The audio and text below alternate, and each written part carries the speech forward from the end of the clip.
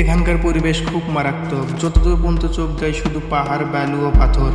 আজকে আমি এসেছি নর্থ ক্যামেরুনের প্রত্যন্ত মরুভূমি কালাহারিতে, যেখানে চারিদিকেই শুধু এলিয়েন ও মৃত্যুহা। এখানে সঠিকভাবে টিকে থাকার দক্ষতা না জানা থাকলে আপনার সঙ্গে প্রতিটা মুহূর্তে ঘটে যেতে পারে খুবই খারাপ কিছু।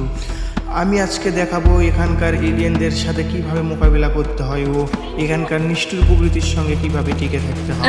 দেখাবো ডক্টর ঝাটকার আবিষ্কৃত গ্লাইডার দিয়ে কিভাবে এলিয়েনদের বিচিতে মরণ কামড় বসাতে হয়। এরকম খুঁজতে মারা এলিয়েনে আমি আমার বাপের জন্য দেখি নাই।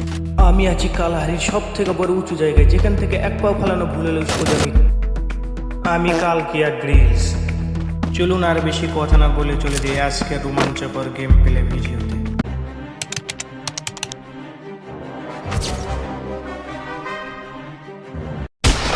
আমি আজকে এসেছি নর্থ ক্যামেরুনের পার্বত্য মরুভূমি কালাহারিতে, যেখানে প্রায় প্রতি বছরই কয়েকশো মানুষই ল্যান্ডিং করে, কিন্তু খুব কম মানুষই এই নিষ্ঠুর প্রকৃতির সাথে লড়াই করে বেঁচে ফিরতে পারে। আমি আছি মাটি থেকে প্রায় 500 মিটার উপরে, যেখানে হাওয়ার বেগ এতটাই বেশি যে আমার নামতে খুবই অসুবিধা হচ্ছে। ওরে বাপরে, এখানে দেখে অনেক গরম, প্রায় 40 ডিগ্রি সেলসিয়াসেরও বেশি তাপমাত্রা। আমার এখন একটা ল্যান্ডিং করার সুবিধা মতন একটা জায়গা পেলে খুব ভালো হতো। এখানে যদি একটা মানুষ আটকা পড়ে তাহলে সে খাবার জল ছাড়া একদিনও টিকে থাকতে পারবে না। সেজন্য আপনাদের যে কোনো প্রতিকূল পরিস্থিতিতে মাথা ঠান্ডা রেখে কাজ করতে হবে। আপনার সিদ্ধান্তে যদি এতটুকু ভুল থাকে তাহলে আপনার এখান থেকে বেঁচে ফেরা প্রায় অসম্ভব।